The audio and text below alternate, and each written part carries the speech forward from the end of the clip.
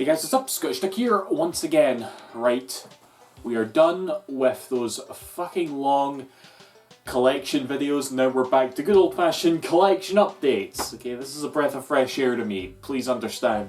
It feels weird to be standing up again, actually. The reason I was sitting down in all those other videos was because I had so many games around me. I didn't want to just put them off on my little pile here.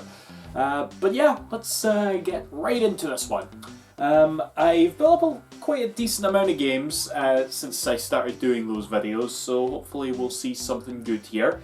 Right off the bat though, how should I say this? I made a couple of like expensive pickups. Like I'll do an expensive pickup every once in a while, but I've not really done any since like Christmas, if I'm honest. And whenever I feel stupid to be like this, but whenever I buy something that I spend a good chunk of money on, I'm always embarrassed to like show it off. You know, it's just like, so I bought this, and everybody's like, really?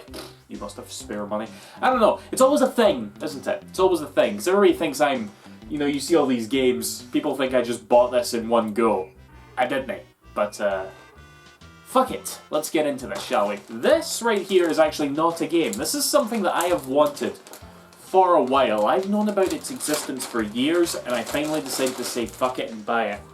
This is the Horry, fuck, what's it called? there's a proper name for this.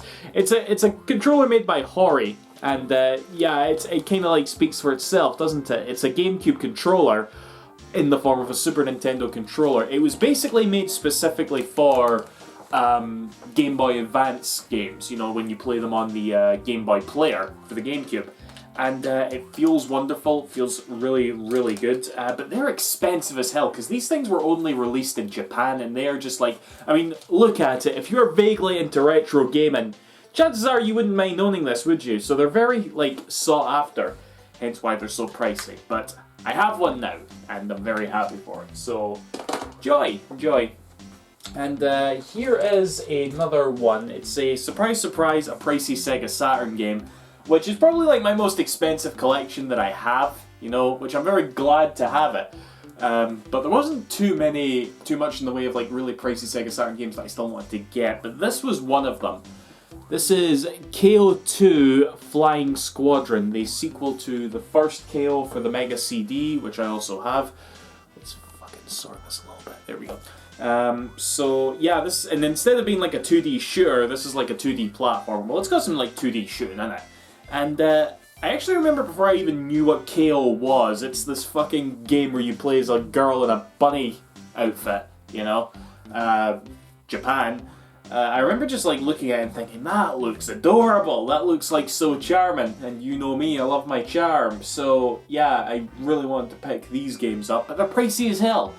But I got one now, and it's really good. So yeah, Cale 2. That's...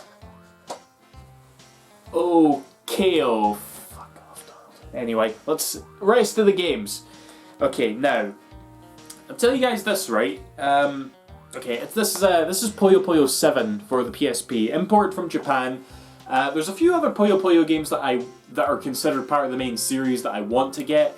And my best bet for getting them is on the PSP, since it's the most easily accessible region-free console that I have, like Poyo Poyo 20th Anniversary and Poyo Poyo Fever 2, I believe.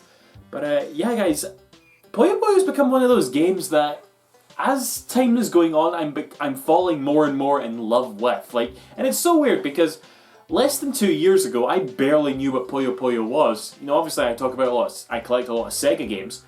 But Poyo Poyo, I did not give any shits. I really didn't. I barely knew.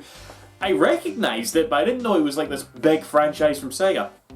And even when Poyo Poyo Tetris came out a couple of years ago, it didn't like happen instantly. It took me a while of like learning about the series, trying out some other games, seeing like the competitive esports scene, and suddenly just being like, you know what, this series is really fucking good. So yeah, I'm really turning into a Poyo fan. Well, I am now a big Poyo fan, you know, and I'm hoping to get like more games in the series. So there's Poyo Poyo 7 for the PSP. It's pretty cool. I'm putting all these games in random places. Speaking of PSP games, I was doing like my PSP collection video and realised that I didn't own this, so I thought, you know what, let's pick this up. Sonic Rivals 2. I think that the first one was alright, wasn't like amazing or that, and I think that this one is considered better. It's got like a lot more characters to it, which is really nice. And yeah, that's it. It's Sonic Rivals 2. Not too much else to say, but there you go. Next up, here's a series by Sega that I wish I could say. I was like, my fondness was growing by the day like Poyo Poyo was, but hasn't happened yet. That's Virtua Fighter 4 Evolution. This is the enhanced version of Virtua Fighter 4. You know, it's funny, you know why I bought this? Because I own like the vanilla version of Virtua Fighter 4 for the PS2. I was playing Yakuza Kiwami on PC. It recently came out on PC.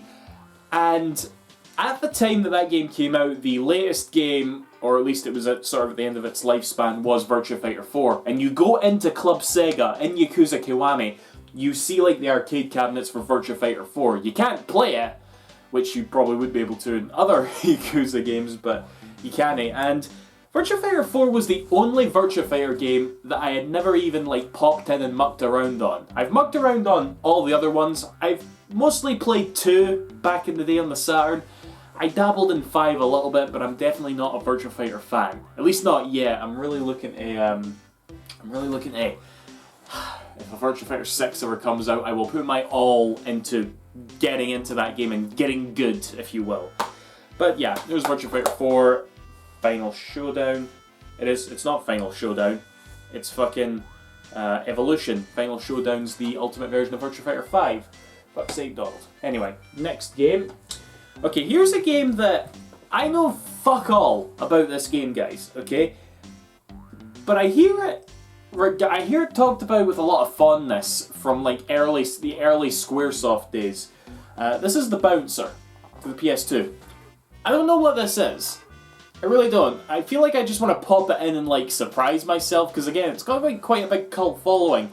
So yeah, I don't know. The Bouncer. There you go, The Bouncer. Next up we have, now I went through a bit of a phase not too long ago. I think I was talking about it in one of my collection videos that I did just recently, where I was like planning to play all of these Shin Megami Tensei games that I owned but just hadn't played yet. And since then I've kind of just accepted, okay, Shin Megami Tensei, it's a series that I like, but I'm not like dedicated to beating any of them because they're all fucking hard games. So I picked this up. This is Shin Megami Tensei 4 Apocalypse. I don't think, yeah, 4 is in the title. This was sort of like Shin Megami Tensei 4 2, pretty much. It was the same game, just like some extra content. It's the American version, because the PAL version, which actually did come out over here, is expensive as hell.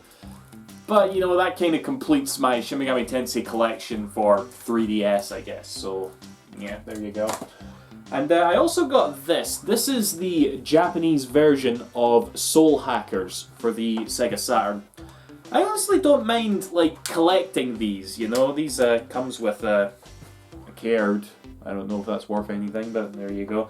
I honestly don't mind collecting these sort of, like, Japan-exclusive RPGs for the Sega Saturn, because they're so cheap. You know, I can't understand them. I don't speak Japanese, but they're kind of nice to have, so yeah, that's a weird thing of mine, I suppose, but there you go, Soul Hackers for the Sega Saturn. Okay, a couple of games left here. Here we have Tetris Effect. I definitely wanted to try this out for a long time. I love Tetsuya Mizuguchi and the sort of shit that he pulls off with his games, you know, Rez, Child of Eden. I even remember playing, like, Luminous and really liking that. And, because, you know, it's fucking Tetris. You pop this in, it's like, what the fuck can you do with Tetris that would make it, like, so, like, Rez or something? He pulls it off. He pulls it off really well. This is a fantastic fucking game. I don't own VR. I didn't even play it with headphones on, but I should. But yeah, Tetris Effect. Play it. Give it a try. Give it a try. You will like it. And the last game I have here is for the Mega Drive, and it's Road Rash 2. I picked up Road Rash, the first one, not too long ago. I know that there's a third one as well. I'll probably pick that up just to sort of like complete the set, but Road Rash is pretty fun. The first one was, you know, very surprisingly like simple but really fun game where you're just driving a motorcycle and punching people. That's all there is to it, but it's good. I really liked it, so I'll be sure to give this one a go. And yeah, it's another collection update, guys. Didn't take very long, did it? At least by my standards and what I've been going through recently. But let's end it there. See you after, guys. Thanks for watching. Bye-bye.